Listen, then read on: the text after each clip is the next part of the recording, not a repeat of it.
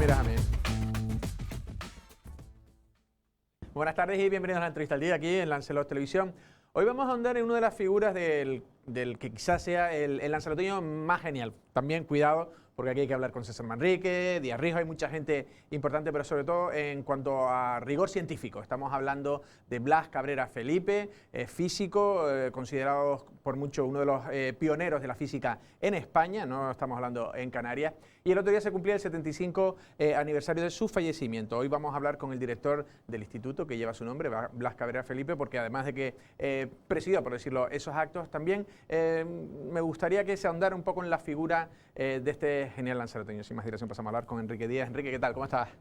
Muy bien, buenos días y gracias por la invitación. Estamos hablando ahora mismo que Blas Cabrera, el Instituto Blas Cabrera, la gente se cree que era el segundo instituto, que el Agustín Espinosa era el primero, pero tú reivindicas que Blas Cabrera fue siempre el primero. No, yo no reivindico, se puede ir simplemente a la hemeroteca, al boletín oficial del Estado y está claro, o simplemente a las certificaciones que puede hacer la Dirección General de Centros de Canarias. Es decir, sí. El centro que se funda en el 28 en el Charco, luego se traslada en el año 46-47 a donde está ahora el Agustín Espinosa, en la calle. Claro, ahí es donde la gente se confunde ahí, y ya cree decir, que... Se hace pequeño ese edificio, se pide uno nuevo, que es en Titerroy, y allí pues ese edificio se inaugura en el 69.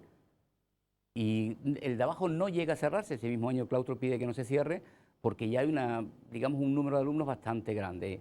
No funcionaba muy bien la zona eléctrica, entonces prefieren dejar el nocturno abajo y se quedan los cursos más elementales en la parte inferior. Y hasta el 78 sigue siendo la sesión delegada del Blas Cabrera Felipe. Y a partir de ahí cuando se crean ya pues el Sonsama y el Agustín Espinosa como otros centros en ese momento. La verdad que sí, ¿no? Uno como veía el edificio antiguo, pero claro, es que venía de antes. Bueno, esto es una pequeña anécdota y la verdad que sería bueno también un día hablar contigo de educación, que la verdad que en estos años, pero la verdad que tenemos 15, 18 minutos nomás y la verdad que quiero un poco ahondar un poco en la figura de Blas Cabrera. Se podría decir, antes de empezar a hablar un poco de él, en la Wikipedia hay una parte en la que dice, como no es un apodo, sino como tal, dice, padre de la física española. ¿Eso es exagerado? No, no creo que sea exagerado, simplemente es decir, se le pone eso, o como también se le suele denominar como el primer físico moderno español.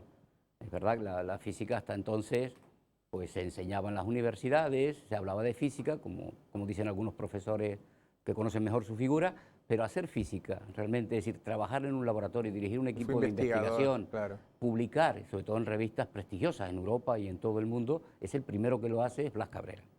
Y después, no solo, también la denominación de padre viene porque crea una escuela. Ahí, ya contemporáneos de él, algunos, pero otros incluso de manera literal, es decir, su hijo, su nieto, son también físicos en el mismo campo. Prestigios, ¿no? De ahí es donde, es decir, a partir de ese momento es cuando la física española, pues digamos, despega. Lo que intentó siempre es poner digamos, la ciencia española a la altura de la europea. Y creo que más o menos en ese momento avanzó bastante y casi... Campo del magnetismo, ¿no? Magnetismo. Sí, el campo de él fue el magnetismo. Sí, desde el primer momento pues hizo sus estudios en Zúrich, junto a Pierre Weiss, que era digamos, el padre del magnetismo en ese momento, y ahí es donde se especializa. Bueno, vamos a hablar. Bueno, vamos a ver unas imágenes que tenía el lugar, creo que el pasado miércoles, que era donde se hacía el homenaje en esa, lo que está enfrente de la UNED, del antiguo, ¿cómo iba a decir? Ahora no me acuerdo. Bueno, del patronato, ¿no? Sí, que era el patronato. El antiguo parador de turismo. El antiguo parador.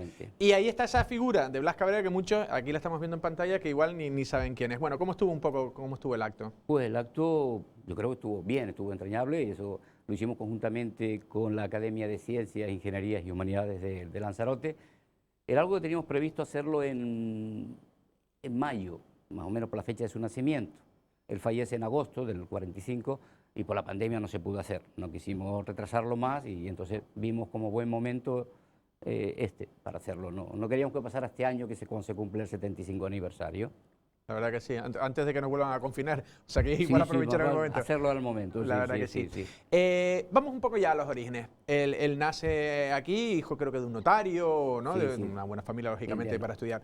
La cuestión es, ¿A dónde se va? Y si realmente luego fue como una especie como Pérez Galdós, que es de Las Palmas, pero que ya que no volvió. ¿Volvió? ¿Se sintió él cercano a Lanzarote y ya fue a Madrid, a Alemania? Hombre, aquí la familia se va pequeño realmente a La Laguna a hacer el bachillerato, va a acabar el bachillerato allí y ya desde el año pues 94, creo que ya acabó el bachillerato y se va a Madrid. Prácticamente su vida está allí, está en Madrid, Sí, sí, sí. pero es normal, es decir, la serie de cargos que Sí, ocupó la investigación, y como su para trabajo. investigar aquí en Lanzarote. No, y si miran su currículum es enorme, es decir, la cantidad de asociaciones que preside, asociaciones siempre relacionadas con la ciencia, no solo ya dirigir el Laboratorio Nacional de Física y Química. Y luego viajes constantes al extranjero. Y entonces, la verdad que con Lanzarote sé que vuelve alguna vez, pero no tiene más relación con La Laguna. Prácticamente sus hermanos todos nacen allí y su familia se queda residiendo en la Laguna. Así que con Lanzarote, digamos, Sí. bueno, tuvimos la suerte que nació aquí, pero sí, bueno, eso. la importancia es su obra y no debemos olvidar de dónde nació. No, nació. la verdad que sí. De hecho, leyendo un poco, él quiere estudiar, empieza Derecho, pero es Ramón y Cajal, ¿es cierto lo que he leído? Bueno, que Ramón y Cajal es uno de los que le convence para que estudie física. Él parece que sí, que por recomendaciones familiares que venían, pues bueno, por esta rama va a estudiar Claro, Derecho. claro. Algunas fuentes ponen que ya él tenía claro que iba por la parte de física, que es lo que se le daba realmente. Dicen algunos, se puede leer en algún sitio, pero sí, él asiste a las tertulias de Ramón y Cajal en un café y de otros agentes de ciencia, y a partir de ahí es donde ya se matricula en ciencias físicas y matemáticas. Sí, ¿no? Acaba su acaba doctorado y demás. ¿Cómo entra? Vamos ya a ver la figura, porque estamos hablando aquí estamos viendo a un lanzaroteño con Albert Einstein, quizá de los científicos más reputados o que más han podido cambiar casi la historia de la humanidad. ¿Cómo llega? Y entiendo, ya estabas diciendo antes ya sus viajes a Alemania. ¿Cómo llega él a entrar en la élite de los físicos? Bueno, él cuando ya trabaja en el campo del magnetismo ya viene bastante conocido, viaja por Hispanoamérica dando charlas, conferencias, lo nombran doctor honoris causa en varias universidades, incluso europeas. Él, pues un par de años antes, nombrado presidente de la Asociación Española de Física y Química, y entonces a partir de ahí fue el encargado de recibir, digamos, a Einstein en su viaje a Madrid. Ahí lo estamos viendo, ¿no? Sí, Ahí pues, con el rey, don Alfonso XIII. Alfonso XIII. Sí, sí. En la derecha, ¿verdad? Sí, él es el del que está a la derecha, y el rey aparece ahí. Y entonces él es el que se encarga de, digamos, de su presentación, de su obra, y ese mismo año publica un libro sobre la relatividad, digamos que es el primer divulgador de la labor de Einstein en España. Ahí traban ya amistad, Sí, ¿no? esta divulgación sí que continúa varios años, incluso 5 años más tarde es cuando Einstein y Madame Curie le proponen a él Eso es. para formar parte, digamos, del punto más alto, yo creo que de su carrera, y eso lo reconocen todos. Lo de Solvay. Sí, exactamente, como ¿Eso miembro, por qué es tan importante? miembro del comité científico, lo forman pocos científicos, creo que son 9 aproximadamente, ese comité científico. Esas conferencias se hacen desde, creo que 1910, 1911, son creadas por Solvay, que es un químico industrial belga, hizo millonario por lo de la sosa, lo de los jabones y estas cositas. ¿Ah, sí? Y entonces lo que él quería era crear este comité. A partir de ahí se reúnen, en principio cada 3 años, estas conferencias. Creo que tenemos alguna foto de Sí, Solvay en la que se ve, incluso, como dices tú, ¿no? la gran élite. Esta es otra, pero luego se irá viendo, pero bueno, ahí ya estamos viendo cómo él está con... ¿no? con Sí, ahí están. Sí, aquí, por ejemplo, esta puede también ser, ¿no? Sí, él... De hecho, ahí se ve Marie Curie. Exactamente. Es aparece... desde la izquierda a la quinta, exactamente. ¿No? Es decir, aparece a la izquierda, a la derecha, perdón, de Einstein, el presidente es el que está en el medio, del presidente de las conferencias. Y el tercero por la derecha sería Blas Cabrera. Es decir, él entra en ese comité, que son 9, que es lo que lo dirigen, pero luego intervienen muchos más invitados. Bueno, en algún momento, por ejemplo, la primera que interviene, de los 26 había 12 premios Nobel. Es decir, ahí es donde está la importancia. Mi pregunta, la tenía para el final, pero ahora has dicho, mira, ahí ya se está viendo incluso la numeración, cómo están los nombres que tienen, ¿no? La verdad, Einstein, Marie Curie. ¿Pudo optar Blas Cabrera, Felipe, al premio Nobel? Bueno, se piensa que sí. Es decir, en ese año los premios Nobel en física fueron todos relacionados con la estructura de la materia, con el campo que él más o menos trabajaba, sobre el magnetismo, estas cosas. Pues, según parece, alguna fuente dice que incluso estuvo propuesto en un momento determinado, o se le quiso proponer para eso. Pero bueno, la guerra civil española, la oposición entonces del gobierno parece que no ayudaban a eso. Claro que le pilla. Pero podría haber sido realmente, muchos de los premios Nobel que están ahí nombran sus trabajos como de lo más importante, Claro. trabajos experimentales que les sirvieron a ellos para sus teorías.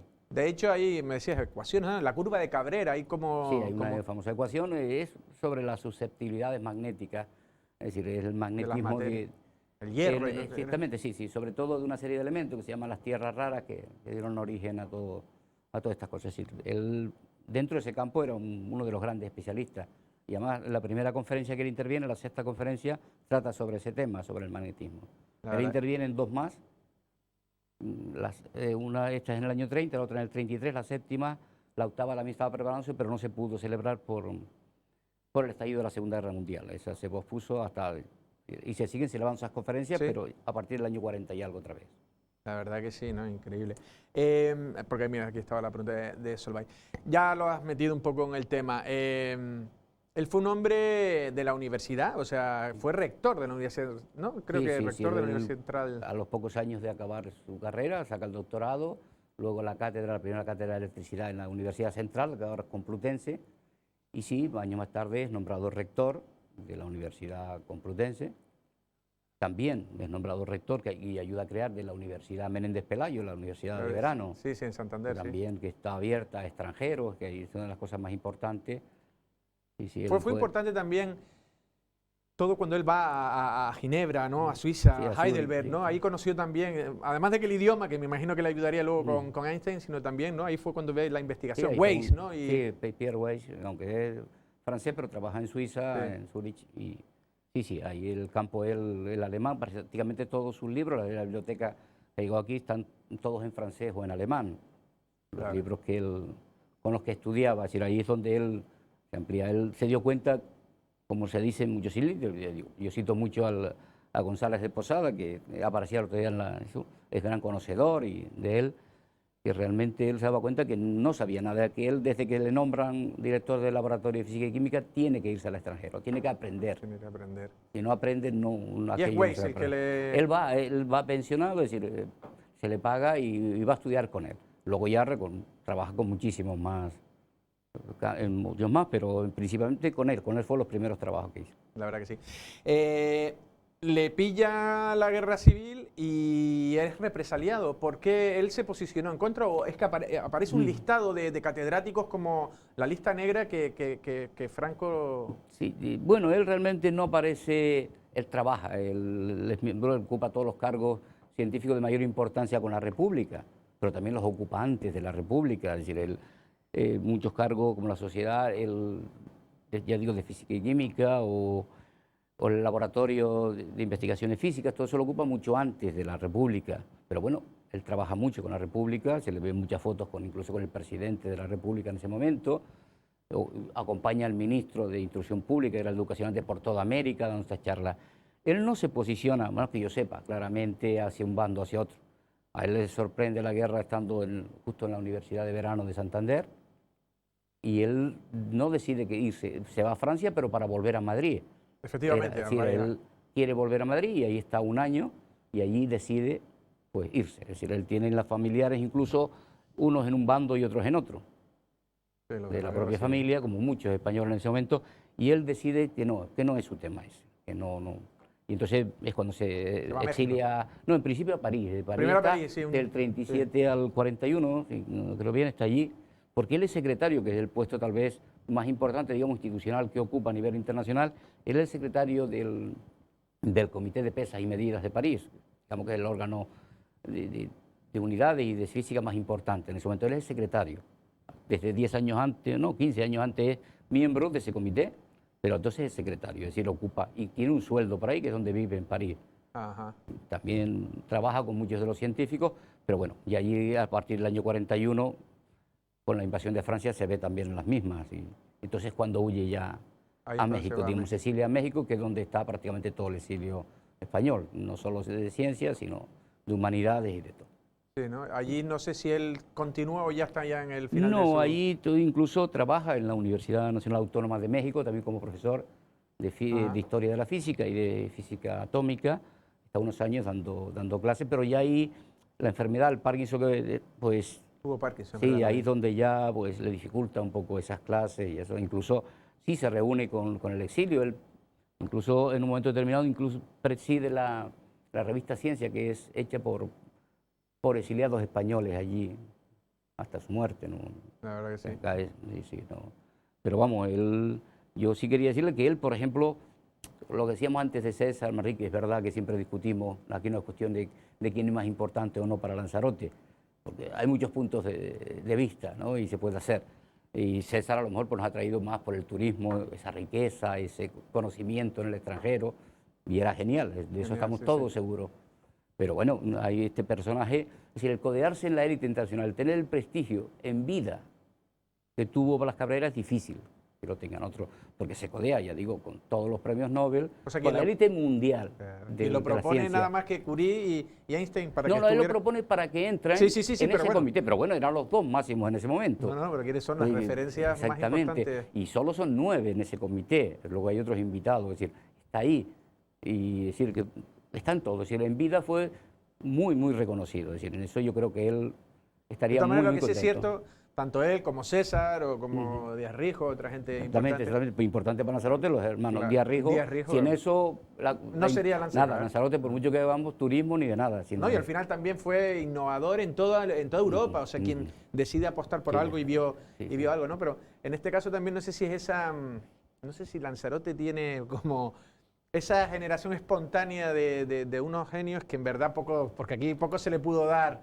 para que hubiera un ambiente, de hecho tuvo que salir, lógicamente, ¿no? Pero al final no sé si Lanzarote puso el germen o... Sí, sí, yo sumo César también sale y está unos años fuera, luego claro, aprovecha todo la naturaleza de Lanzarote y todo.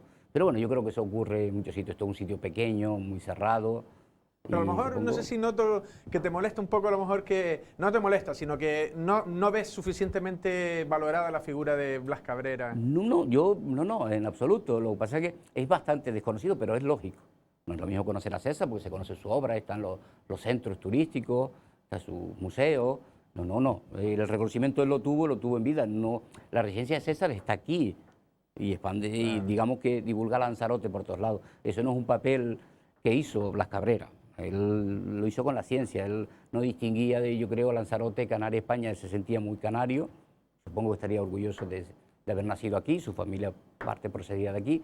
Pero no, en absoluto, no creo que sea así. Se debe reconocer, además no debemos entrar en esa disputa de quién es más o no. Yo digo, son todos muy importantes en Lanzarote. No, pero también, por ejemplo, el otro día, pues, mi madre me dice, por ejemplo, Díaz Rijo creo que no es hijo predilecto de Lanzarote. Y me dice, yo creo que es una figura y entonces yo no sé si en este caso si él lo es, Blas Cabrera. Blas Cabrera sí es hijo predilecto digamos, de la ciudad de Arrecife. Oh, sí, vale. Ahí está, se le hizo en el 95, pero bueno, hemos podido encontrar algo cuando hemos estudiado un poquito su historia dentro del centro, algunos compañeros, que desde el año 36, en enero del 36, el ayuntamiento ya tiene un acta, tenemos el acta, la copia del acta, donde el alcalde propone colocar una placa en donde nació y nombrarlo hijo predilecto. Es decir, pasa que la guerra civil Ya lo coge ahí, pero desde el 36 ya tenía ese prestigio. Es decir, la verdad que sí. Ya para terminar, bueno, tiene una nieta, no sé si es nieta o sobrino nieta. ¿Cómo era? Mercedes Cabrera era la que fue ministra. Mercedes, sí, creo. sí. ¿Es nieta o es No, de un hermano? yo creo que es de un hermano. Es de un hermano. hermano. Creo que sí, no tengo la seguridad, pero sí. Pero al final también tuvo esa, ¿no? Ha habido, como decías tú, los hermanos tuvieron también. Sí. Su alto hermano nivel. Juan, el más pequeño, era profesor también de rector de la Universidad de Zaragoza, creo que unos 15 años, hijo predilecto de Zaragoza, pues yo tengo cierta relación con Zaragoza también, Sí. pues y es muy reconocido allí. Y su hijo físico trabaja en Estados Unidos, su nieto Eso es. trabajaba, su nieto también, es decir, en el campo Sí, lo estuve leyendo. Sí. Digamos, cuando decíamos padre de la física, también de manera literal, padre, abuelo, padre y abuelo. Y abuelo también. De físicos y los de- físicos. Y algo que también es bastante desconocido de Blas Cabrera es que fue miembro de la Real Academia de la Lengua. Eso es bastante De desconocido. la lengua. Sí. En enero o febrero del 36 ocupa el sillón que deja vacante Ramón y Cajal. Él entra en la academia. Y de eso sí, por ejemplo, se le quitaron todos los honores, pero ahí el presidente de la academia se negó. rotundamente a darle de baja a los, digamos, a aquellos miembros de la academia que el régimen franquista le decía que tenía que quitarlo. Ahí siguió siendo. Sí. Ahora se han restituido los demás. Que me lo dijiste hace poco, ¿no? Sí, creo que fue en diciembre del 19. Fue el gobierno actual quien lo hizo. Aquella lista, hay una lista publicada de todos los que aparecen ellos, restituirlo en sus cargos de manera honorífica. Pero es algo muy desconocido. Él era miembro de la Real Academia, es decir, que no podía estar en más sitios. No, y lo que me decías tú, o sea, leí lo de Ramón y Cajal, pero no sabía, claro, él estaba en esa élite también de tertulias, ¿no? De cafés, de... Todo, donde estaba, pues, todo, pues, pero no solo la gente de ciencias, sino de humanidades, todo. Él era ahí estaba en la cumbre de todo. Yo digo, presidió, dirigió prácticamente todo. Y como dices tú, él sabía que estaba entre los mejores, ¿no? Que en vida tuvo los reconocimientos. Incluso, tal vez la obra que mejor dejó fue lo que se llamó el Instituto Rockefeller, Es verdad. Que era el Instituto de Física y Química, Instituto Nacional de Física y Química, que es la Fundación Rockefeller, cuando ve sus trabajos, que decide invertir ahí. La Fundación Americana viene y le monta un laboratorio y lo pone al frente de ese laboratorio, ahí es donde hace sus trabajos. Es verdad que luego la Guerra Civil pues se truncó todo esto, es decir, esos años, los primeros años de comienzo de siglo hasta ese momento, en la ciencia, y no solo en la ciencia, yo creo que también en humanidades en España fue un auge, no solo ya con la República, sino anteriormente, es decir, a partir de la generación del 98 hay un boom tremendo en eso. La ciencia, vamos, la pone más o menos a la altura, si no llegamos por infraestructura, por medios, pero a la altura europea. No, sí, lo has explicado perfectamente. Pues Enrique, se nos ha ido el tiempo, ha sido un placer, creo que podríamos estar más, pues la verdad que he aprendido mucho y espero que también los telespectadores también hayan sabido un poco más y reivindicar la figura de Blas Cabrera Felipe, una mente adelantada a su tiempo. A su tiempo, nada, muchísimas gracias por la invitación. Gracias a ti, Enrique. Gracias. Bueno, las palabras en este caso, el director del Instituto Blas Cabrera Felipe y, lógicamente, gran conocedor de la obra y de la vida de este genial lanzaroteño, físico, padre de la física, por lo menos como lo ha explicado él, ¿no? Por lo menos fue de los primeros en España en investigar sobre cuestiones que nadie lo hacía en toda España, ¿no? Al final él conoció a la élite, estuvo entre los mejores, fue reconocido en vida y al final también la Guerra Civil, rompió también todo lo que se estaba trabajando y en este caso también Blas Cabrera pues, fue una víctima de la guerra como otros muchos. Pero bueno, por lo menos en esta entrevista también veíamos el otro día ese homenaje, ese 75 aniversario del fallecimiento y también queríamos indagar, uno ha leído un poco, pero también yo creo que Enrique lo ha explicado perfectamente. Nosotros sin más nos despedimos, pasen una feliz tarde.